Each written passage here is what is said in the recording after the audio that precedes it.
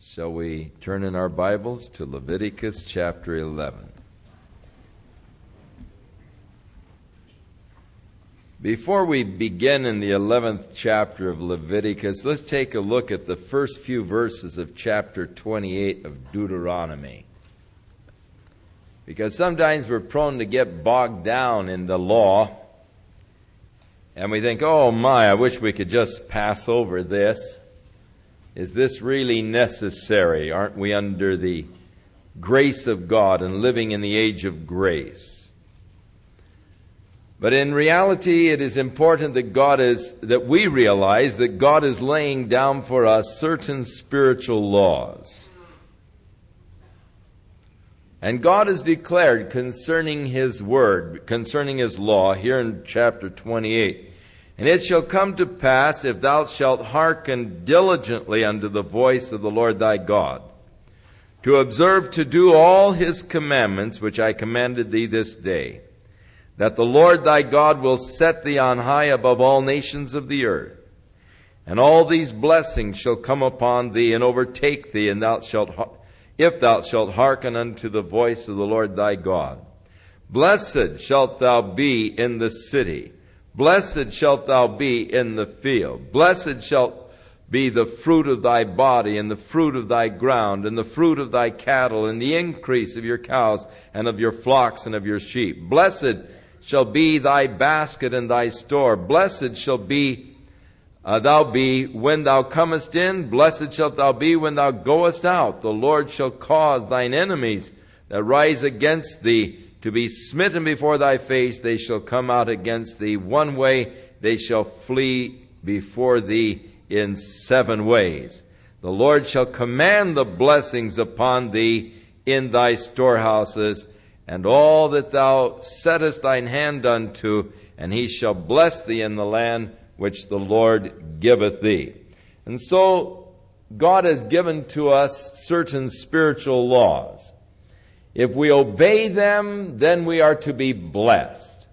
But if you go on and finish the book, or the 28th chapter of Deuteronomy, you'll find the things that will transpire if you forsake the law of God, if you seek to ignore it. And of course, in verse 15, he begins, "If thou wilt not hearken unto the voice of the Lord thy God, then cursed shalt thou be in the city. Cursed shalt thou be in the field. Cursed shall be thy basket and thy store. Cursed shall be the fruit of thy body and the fruit of thy land, and the increase of your cows," and so forth, and all the curses that would come. Now in Joshua chapter 1, Moses gave sort of a final charge to Joshua, and in verse 8 he declared, "This book of the law shall not depart out of thy mouth, but thou shalt meditate therein day and night, that thou mayest observe to do according to all that is written therein. For then thou shalt make thy way prosperous, and then thou shalt have good success." So if you'll keep it, if you'll follow it, if you'll meditate in it, God will make your way prosperous, then you will have good success. In Psalm 1, David declares, "Blessed is the man who walks not in the counsel of the ungodly, nor stands in the way of sinners, nor sits in the seat of the scornful, but whose delight is in the law of the Lord, and in this law does he meditate day and night. He shall be like a tree planted by the rivers of water, bringing forth his fruit in his season. His leaf also shall not wither, and whatsoever he doeth shall prosper." Now, I know that you find it tedious sometimes going through these laws. But know this, that if you will meditate in them, and then the emphasis is doing them, God's blessing is going to be upon your life. Now, the children of Israel made a great mistake in that they thought just because they had the law, they were justified by it. But Paul said it isn't just having the law, it's doing the law that brings the blessing. So, as we go back now to Leviticus chapter 11, we find that in the 11th chapter, the Lord is dealing with the foods that they could eat and the foods that they should not eat. Now, to me, it shows that God is interested in your health. If the Lord should speak to us today, I'm sure that He'd speak to us a lot about junk foods. And He would be interested in your diet, because you can't really be eating a lot of junk food and ask God to give you a strong body. Like I've shared with you, when we used to go home from Bible school at night and buy ice cream and chocolate syrups and whipped cream and the whole thing, and then some guy would say, who's going to ask the blessing? I said, you can't ask God to bless this. It's no good for you. You know it's not good for you. Eat it and take the consequences, but don't ask God to bless it. And so God is interested in good nutrition. And the foods that God allowed were foods that would be good, healthy, strengthening foods. Those foods that God disallowed for food, there was a health reason behind the disallowing of each food. Now, in the New Testament, we realize that the Bible says that, all things are lawful for me. But yet Paul says all things edify not, all things are not necessary. Peter saw a sheet let down from heaven with all kinds of clean and unclean things upon it. And the Lord said, rise, Peter, kill and eat. He said, oh, not so, Lord. I've never eaten anything that was unclean. And so many people take that as a green light from God to eat anything. I can eat the bacon and ham and pork chops and so forth because God said, don't call that unclean which I have cleansed. God wasn't really talking about pork in that Scripture. He was actually talking about the Gentiles, and He was dealing with Peter because God was going to call him to go to the Gentiles. And yet, I believe that Paul was a liberated enough Jew that I'm sure he probably ate pork chops and all whenever they were set before him, because he said all things are to be received with thanksgiving, and eat what is set before you, asking no questions. However, that wasn't in regards to pork. It was just, don't say, was this sacrificed to a pagan idol? If they say yes it was, then if you eat it, you're going to offend your conscience and theirs. So, yet Jesus said, it isn't what goes into a man's mouth that defiles the man, but that which comes out of his mouth. And so I do believe that in the New Testament the Lord did give us as Gentiles the privilege of eating meats that were forbidden to the Jews. When they sought to deal with the issue of the relationship of the Gentile church to the law, Peter said, don't put on them a yoke of bondage that neither we nor our fathers were able to bear. And so they did mention just one thing: don't eat things that are strangled, actually, or refrain from the blood. And don't eat things that are sacrificed to idols. But they didn't go into the whole dietary list that God gave to them here in Leviticus. Now, as we look at the 11th chapter of Leviticus, we find the beasts that God said that they could eat, and so He gave a basic rule: whatsoever parts the hoof and is cloven-footed and chews the cud among the beasts, that shall ye eat. And then it gave examples of animals that could not be eaten because they didn't follow all three. They needed to have all three of these things. They needed to have the parted hoof, the cloven foot, and they needed to chew the cud. Now the camel chews the cud, but divides not the hoof, and so the camel was not to be eaten. The coney chews the cud, but divides not the hoof. It's unclean. And the hare, because he cheweth the cud, but divides not the hoof, he is unclean unto you. Now, I had someone tell me at one time they had a friend who didn't believe in God or the Bible anymore because of this particular scripture, where the Bible talks about the rabbit chewing the cud, and he said the rabbit doesn't chew the cud, and therefore if the Bible was truly the Word of God, it wouldn't say that a rabbit chews the cud when a rabbit doesn't chew the cud. Well, this animal in the Hebrew actually is the arnbeth. And what kind of an animal that is, I don't know, but the King James translators thought that it was perhaps a rabbit, but just what kind of an animal it truly was, we don't know. However, interestingly enough, they have found out just lately that a rabbit does chew a cud. And there is now articles and scientific evidence to prove that a rabbit actually does chew a cud. And so this guy gave up his faith for nothing. How tragic indeed. Now the swine or the pig was forbidden. Now, we surely understand the health reasons for this.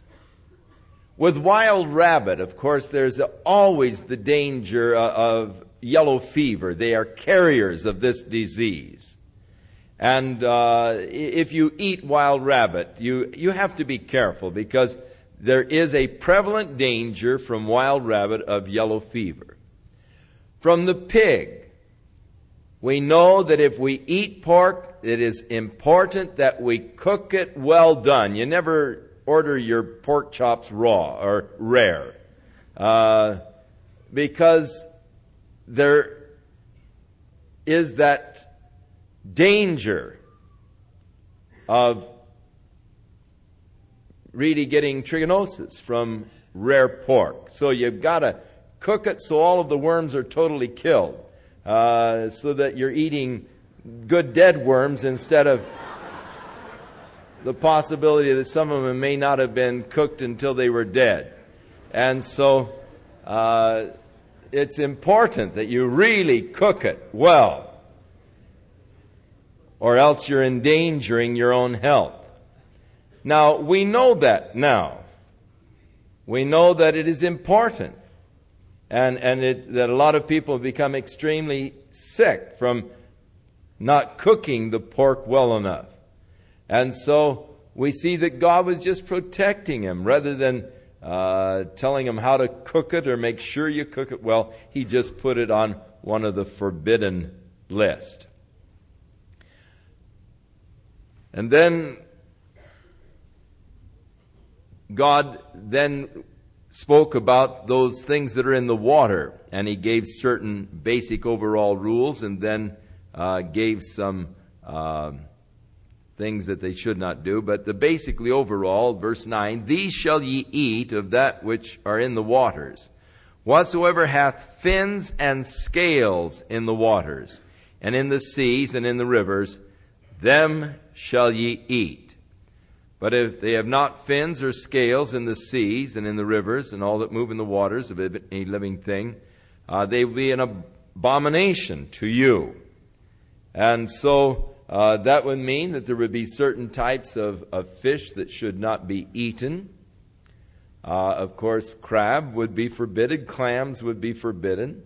We do know that the shellfish during certain months of the year are deadly poisonous. And so God again is just protecting the people with these laws in regards to the things that are in the water. Now, as we learn more about these things, we can eat them. I mean, you can have clam chowder, and you can get your clams just so you know which months to gather them in and which months to not gather them. So whatsoever, verse 12, hath no fins nor scales in the waters shall be an abomination to you.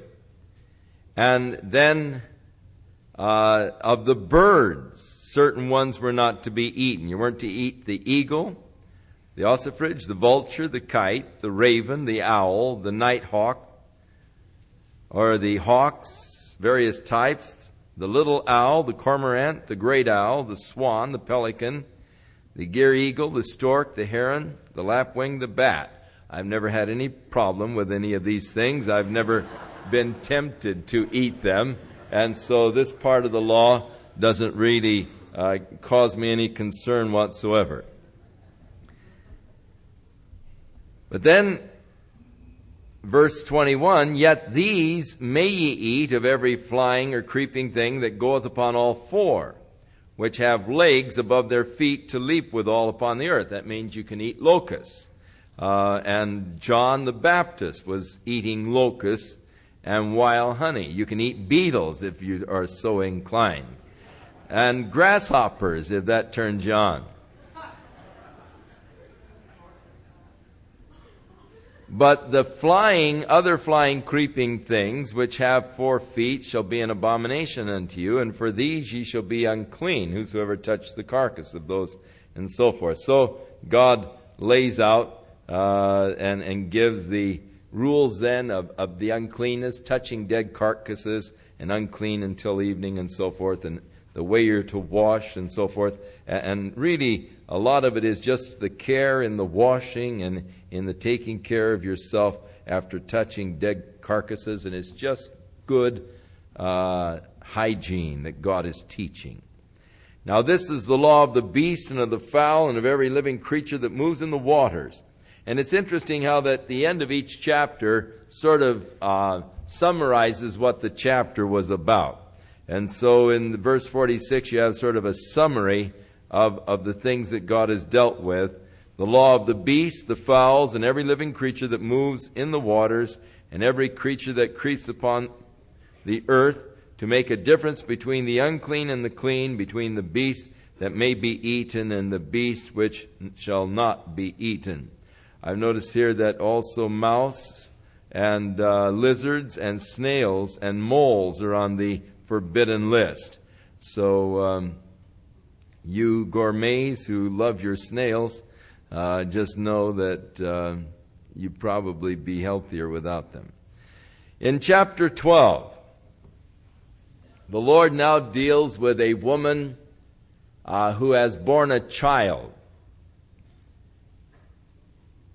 And if it's a male child, she shall be unclean for 7 days after the birth of the child, the separation from her infirmity. And in the 8th day they shall circumcise the child, and she shall then continue in the blood of her purifying for 33 days. And during that period of time is not to touch any hallowed thing, nor come into the sanctuary until the days of her purifying are fulfilled. But if she bears a girl child, then she shall be unclean for 2 weeks, and be separated then in the days of her purifying for 66 days. And then when the days of her purifying are fulfilled for a son or for a daughter, she shall bring a lamb of the first year for a burnt offering, which is the offering of consecration, and a young pigeon or a turtle dove for a sin offering unto the door of the tabernacle of the congregation unto the priest. So a offering of consecration and a sin offering. The priest shall offer it before the Lord and make atonement for her. She shall be cleansed from the issue of blood. This is the law for her that has borne a male child or a female. And if she be not able to bring a lamb, then shall she bring 2 turtles. That would be turtle doves, or 2 young pigeons. And the one for a burnt offering, the other for a sin offering. And the priest shall make an atonement for her, and she shall be clean. Now it is interesting, when Mary and Joseph, after the birth of Jesus, came for this purification rite kind of a thing, that Mary brought 2 turtle doves, which would indicate that they were of poor circumstances. They weren't wealthy at all. They were poor people. They could not afford to bring a sheep, and the poor people could bring the 2 turtle doves, and thus Mary, indicating the poverty of Mary and Joseph, brought 2 turtle doves for the sacrifice for her rite of purification and all. As we get into chapter 13, 13, God is dealing with the subject of leprosy. And the priests were given instructions on how to diagnose leprosy. A breaking out on a person's body, the examination of it, the color of hairs that are in the blotch and so forth, so that the priest can truly identify the leper. Now it was twofold. Number one, if it was indeed leprosy, and many times they would set them apart for 7 days, re-examine them to see if there be any change of condition. But God wanted them to be very careful to, number one, if it was leprosy, to isolate them from the people, to keep this disease from spreading. And so it was a quarantine kind of a thing. But secondly, the careful examinations so that no one would be isolated who was not truly a leper. So God wanted them to be careful in both directions. Make sure it's leprosy so that in case it is leprosy, the person can be isolated from the community so that the disease would not spread. But secondly, make sure if it isn't, that the person then doesn't have this isolation from the community itself.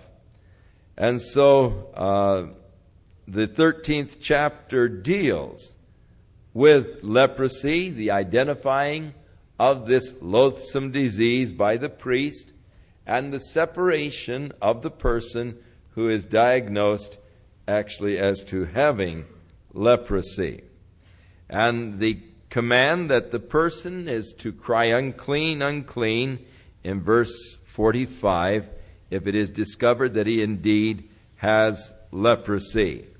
And how that the garments and so forth are to be dealt with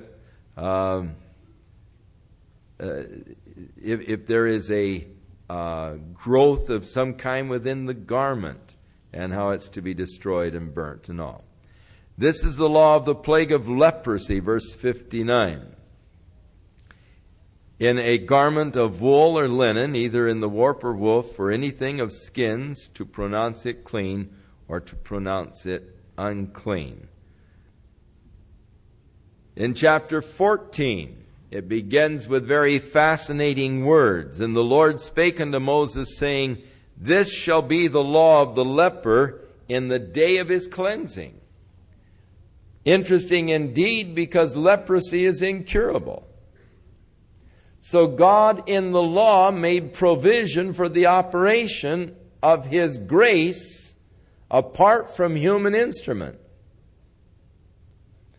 For in a technical sense, leprosy was incurable. It is still incurable to the present day. And yet, God has made there within the law the provision, giving Him the leeway to work in a supernatural way, to heal. And thus the law of the leper in the day of his cleansing.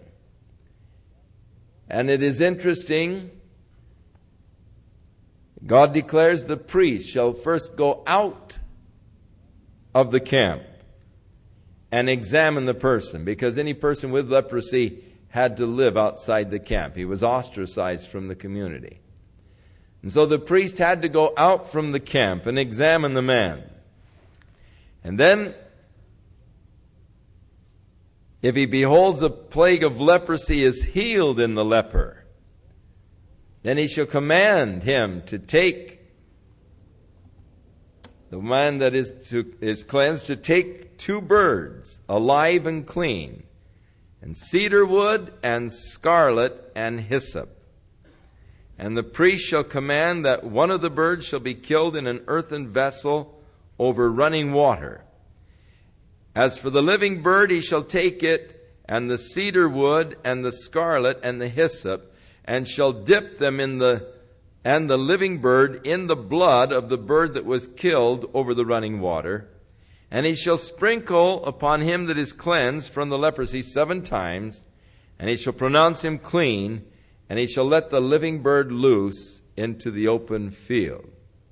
And then he that is cleansed shall wash his clothes, shave all of his hair, wash himself with water, that he may be clean, and after that he shall come into the camp, and he shall tarry abroad out of his tent for 7 days.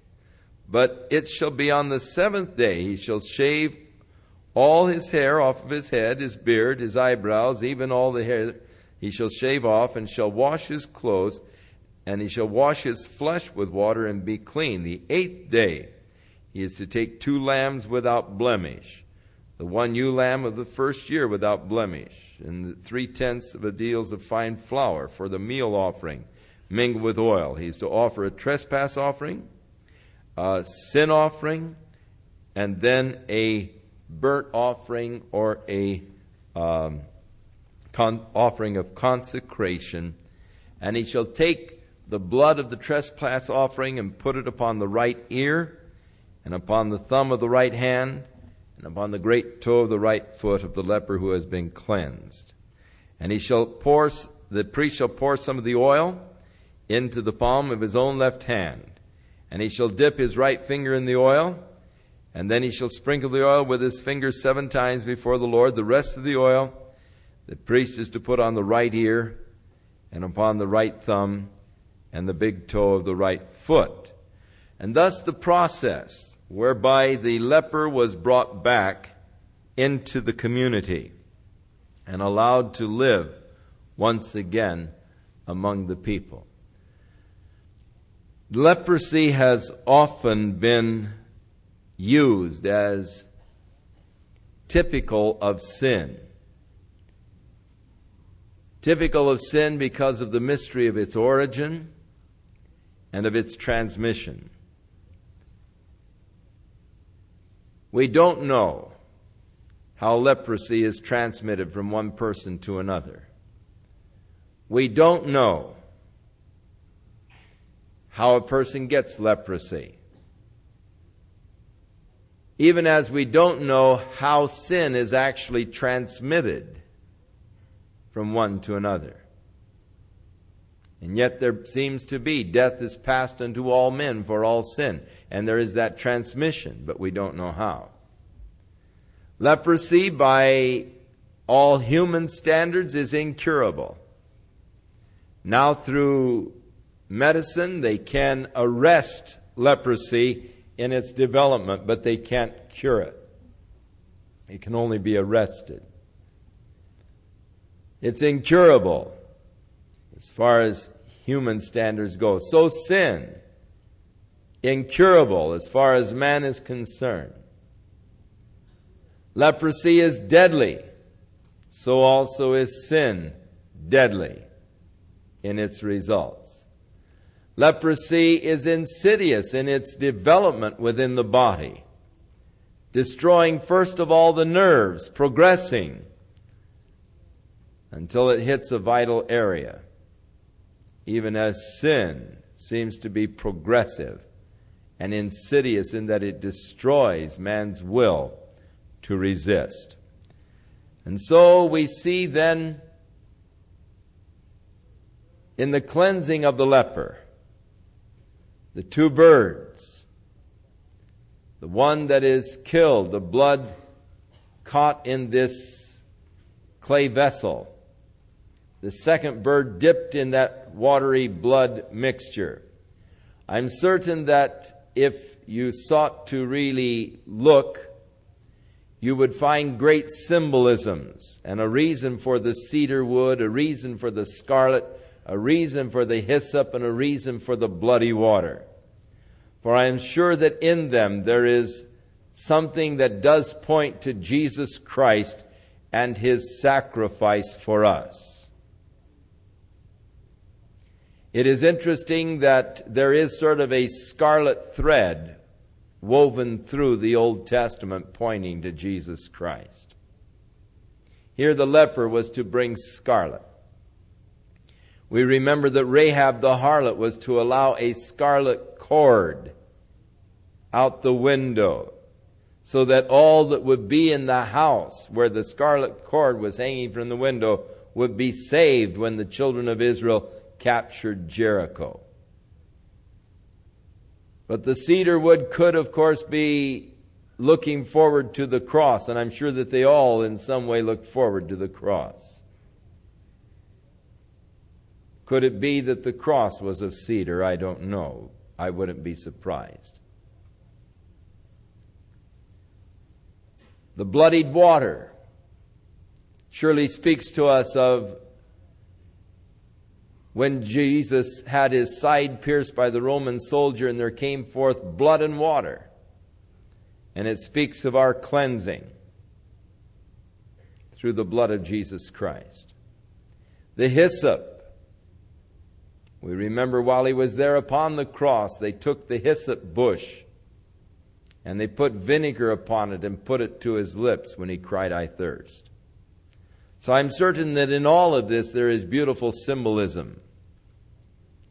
And as you read it and just open your heart to the Spirit, I'm sure that God can speak to you and give application to these things to your heart.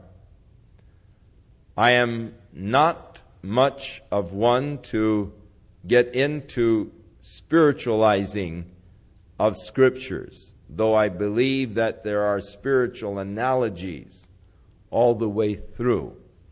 That is just not my method or type of teaching, and thus I will leave that to others who seem to have greater insights into those types of spiritual applications. I find them very interesting and beautiful when they are pointed out.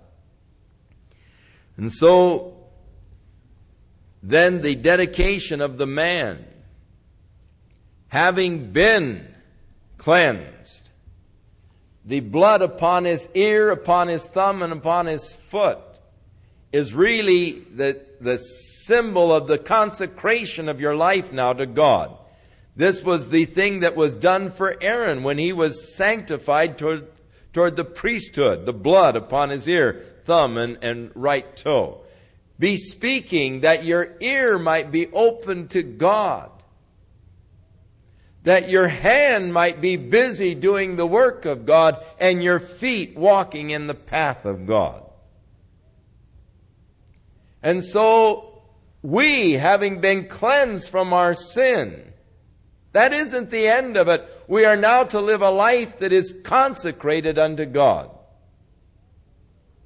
A life of commitment unto Him. Our ear open to His voice. Our hands doing His work. Our feet walking in His path.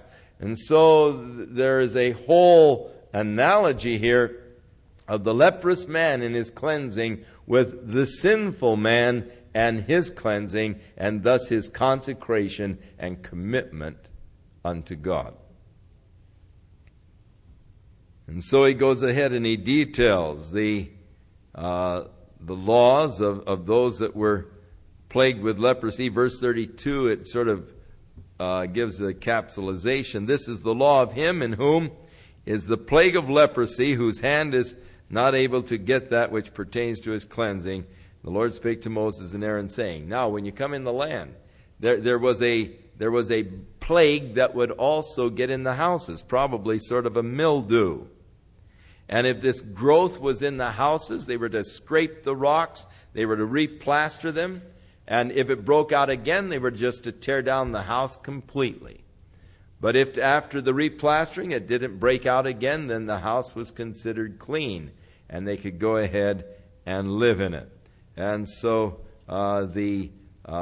again, the bringing of the birds and killing the one over the water and all, much the same. This is the law of leprosy, chapter 14.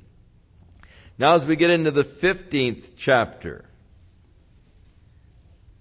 God deals with sort of a boil kind of a thing, or any breaking out on your body, any kind of a running sore that a person might have, that he is unclean. And the whole thing has now to do with hygienic principles, how that anything that he wears that touches it is unclean, and the various washing processes that they need to go through until this running sore, sort of a staph infection, is healed completely. It is interesting that these laws of cleanliness, these laws of washing and all, were so important for good hygiene. Up until just the last 100 years or so, the hospitals did not always follow good practices of hygiene. The doctors didn't really wash that much. In fact, there used to be sort of a feeling that the bloodier that the doctor's clothes were, really it was sort of a symbol of the efficiency and the effectiveness of the man. And so they would go from one patient to another without washing. From one childbirth delivery to another without washing. And from one operation to another without washing. Coming in all bloodied and everything and just moving from one to another and not really following a good routine of washing. Now, one of the first doctors to recommend that they really start a thorough washing procedure was almost lost his license because he dared to suggest such a thing.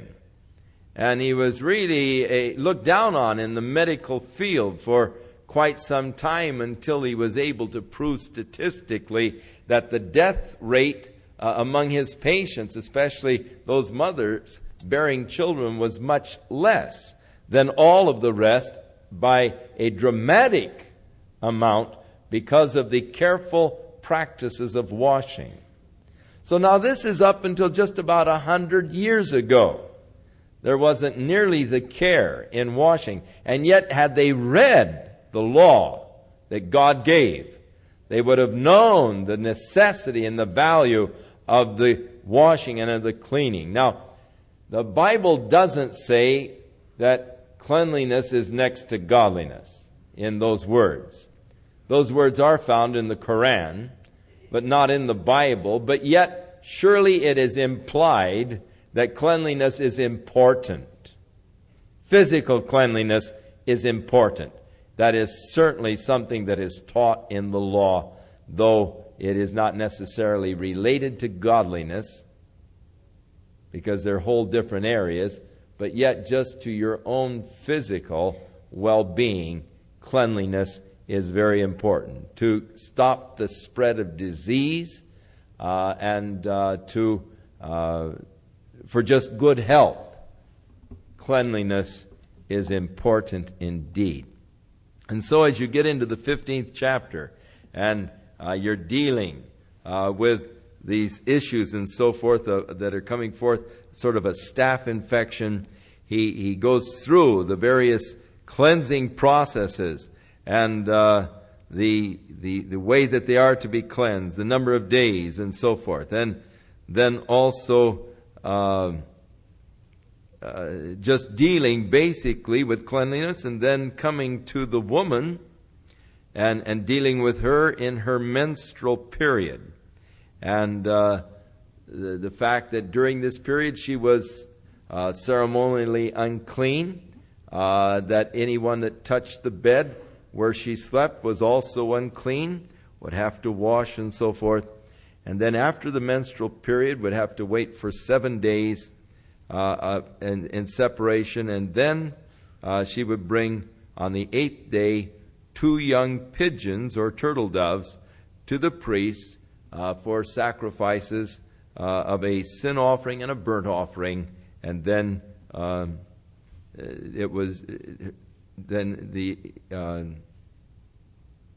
she was then clean and could then resume physical relations with her husband once more. It is interesting. This no doubt is the reason why there was such great fertility among these people, because that is they were able to, or when they were able to come again with physical relationships was about the time of ovulation, and so it made for a rapid increase in population. And thus shall ye separate the children of Israel from the uncleanness, that they die not in their uncleanness when they defile my tabernacle that is among them. Now, the uncleanness, it is important that we realize that this was a ceremonial uncleanness, and during the period of this uncleanness, they were not allowed to come to the tabernacle of God. If you had this running sore, you weren't allowed to come to the tabernacle of God until you'd gone through the 7 days of washing your clothes, washing your body and everything else, and after the running sore had healed and scabbed over and healed, and then you could come. But it was ceremonially unclean. You weren't allowed in the tabernacle of God during this period of uncleanness.